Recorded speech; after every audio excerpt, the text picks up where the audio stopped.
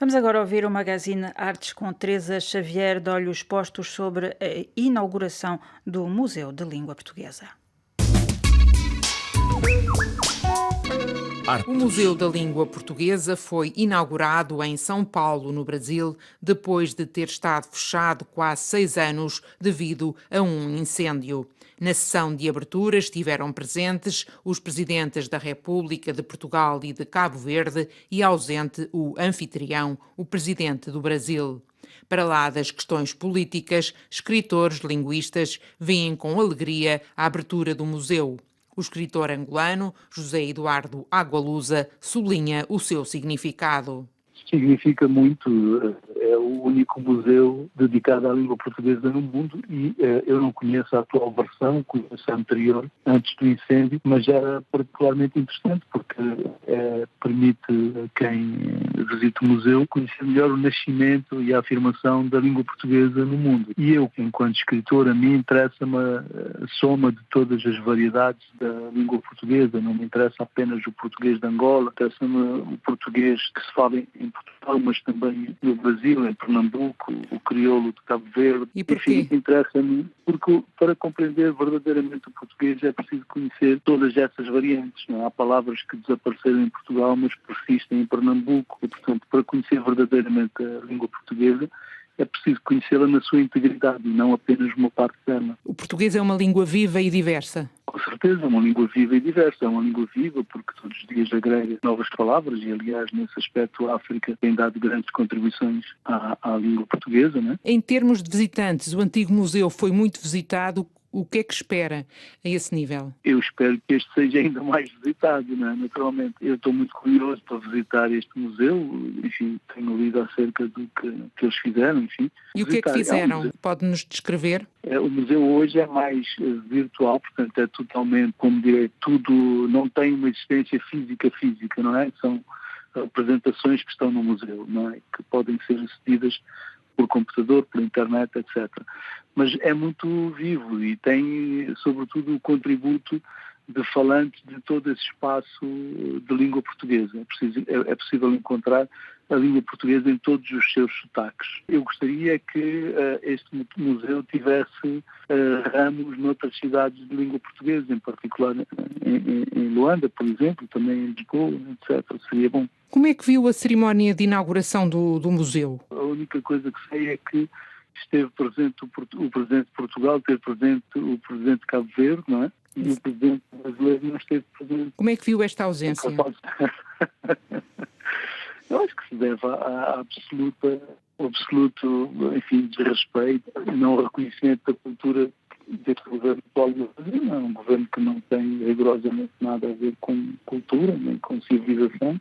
É um governo de barbárie. Quanto ao acordo ortográfico, como é que vê a situação em torno deste acordo, neste momento? O acordo ortográfico é uma realidade já tão antiga, não é? Falta Angola ratificar, não é? Acho que não ratificou porque o presidente anterior não tinha também muita noção do que era o acordo. Espero que venha a acontecer agora. Acha que tem futuro? Tem futuro. Há 20 e tal anos que os meus filhos aprenderam a escrever segundo esta nova ortografia. Não me parece que haja recuo agora, não é? O professor, escritor e poeta português Nuno Júdice visitou o Museu da Língua Portuguesa antes do incêndio e é testemunha da sua vivacidade e riqueza. Eu vi como o museu fazia viver, no fundo, a presença da língua através, enfim, dos meios tecnológicos que tinha ao seu alcance e como, enfim, o visitante, no fundo, podia encontrar todas as formas de ligação à palavra, enfim, às literaturas, não é? Portanto, tudo aquilo que faz a consistência e a vida de uma língua. A invenção da língua, portanto, digamos. A invenção também. E, portanto, ter sido agora reaberto e, no fundo, poder ser novamente visitado e, enfim, era visitado por imensos estudantes e, portanto, isso dava, de facto, uma imagem que não é possível encontrar de outra forma. Enfim, é, portanto, um um momento muito positivo para a língua portuguesa que o museu tenha voltado a abrir.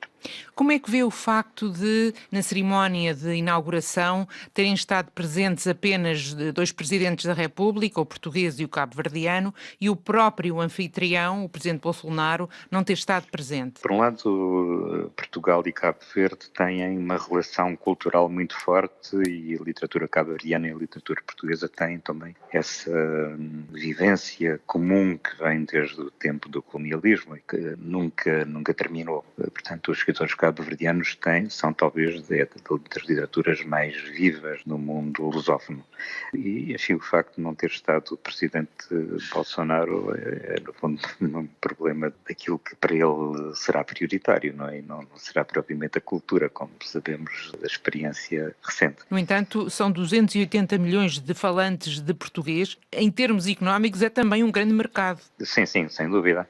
E vai continuar a ser, não é? Portanto, não é por haver circunstancialmente estes problemas que deixará de haver essa relação do Brasil com a língua portuguesa e com a cultura da língua portuguesa, não é? É uma questão presidencial e não tanto da população em si. Sim, é uma questão política, portanto, penso que não é muito relevante neste momento. Em termos de acordo ortográfico, qual é que é o balanço que faz neste momento? Olha, o acordo é uma questão de princípio, portanto está aprovado, há quem o use, há países que não o usam, também há escritores que a maior parte julgo que não o utilizam.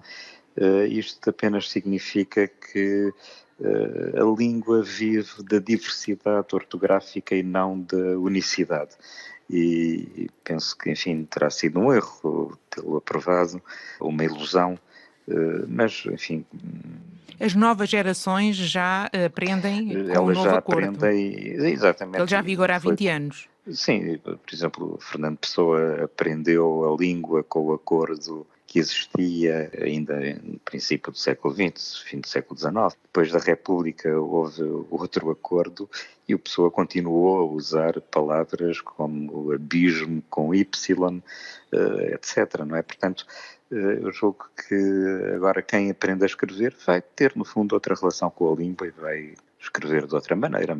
Em relação a esta invenção da língua, agora há uma corrente linguística que defende uma fórmula neutra do de, portanto, da contração da preposição com o artigo, em vez de ser do e da, será de.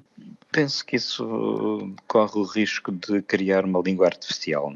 As pessoas não escrevem porque um gramático impõe uma determinada forma de escrever. Eventualmente poderá vir a tornar-se norma. Não acho que seja... Enfim, a norma gramatical brasileira é diferente da portuguesa e seria... É uma perspectiva repressiva, podemos dizer? Impositiva e, portanto, as pessoas não se dobram facilmente às imposições. O diretor do Instituto Internacional de Língua Portuguesa, o linguista guineense Ikenha Itumbo, fala de um futuro protocolo entre o Instituto e o Museu de Língua Portuguesa, no sentido de apoiar os investigadores desta língua com 280 milhões de falantes. Para Itumbo, a abertura do museu é motivo de alegria. É uma alegria para mim pessoalmente, como linguista, mas também uma alegria para a nossa comunidade de falantes de língua portuguesa. Portanto, há 4 anos que o museu sofreu aquele acidente terrível, o incêndio, mas neste momento sempre vivemos com a esperança de ver o museu reerguer-se. Como linguista, qual é a importância que o museu tem? Como linguista, com muito interesse que eu vejo o museu reerguer-se e muitos pesquisadores em língua portuguesa ou em outras línguas poderão ter acesso a informações muito preciosas sobre a língua portuguesa. O senhor é o diretor do Instituto Internacional da Língua Portuguesa. Qual é a ligação entre o seu instituto e o museu? Este ano, no Conselho Científico, eu propus à equipa brasileira que participou, depois da reunião do Conselho Científico, uma intermediação para uma elaboração de um protocolo que vai permitir que o Instituto Internacional da Língua Portuguesa tenha uma colaboração mais estreita com o Museu da Língua Portuguesa. Pode dar exemplos? Posso dar exemplo. Por exemplo, nós temos investigadores que trabalham em vários projetos sobre a língua portuguesa. Esses investigadores poderão, eventualmente, ter necessidade de consultar algum material que se encontre no Museu da Língua Portuguesa no Brasil. E há apoios para os investigadores? Neste momento, o Instituto não está em condições para apoiar investigadores nesse sentido. Mas nós podemos criar projetos específicos dentro do nosso orçamento que poderá permitir uma ou outra ação com o Museu da Língua Portuguesa ou no Museu da Língua Portuguesa. Também temos um programa que nós chamamos BCC, Bolsa de Cientista Convidado. Através dessa bolsa, se aparecer algum candidato cujo projeto seja convergente com os interesses do Instituto e que inclua, por exemplo, consultas, trabalhos no Museu da Língua Portuguesa, poderá ser avaliado e, eventualmente, poderá ter algum apoio do Instituto. Em termos da cerimónia de abertura do museu, o senhor foi convidado? Eu estive na Cimeira dos Chefes de Estado da CPLP em Luanda e não me chegou, é natural que não me tenha chegado um convite. O diretor do Instituto Internacional de Língua Portuguesa, em declarações à RFI. Braços, pernas, mãos, bocas. Na piscina, na varanda. Ze hebben geen van alle zorgen.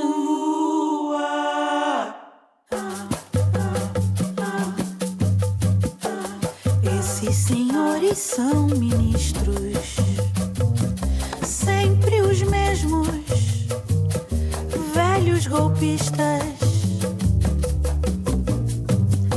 Tem gente de alta patente deste Brasil que é continente.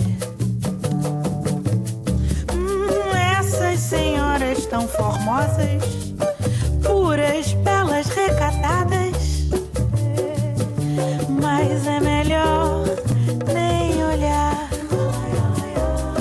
Não tem quem se preocupe com nossa história, com ninguém, com nada.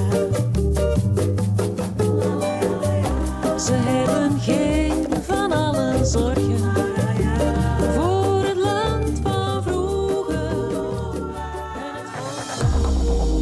RFI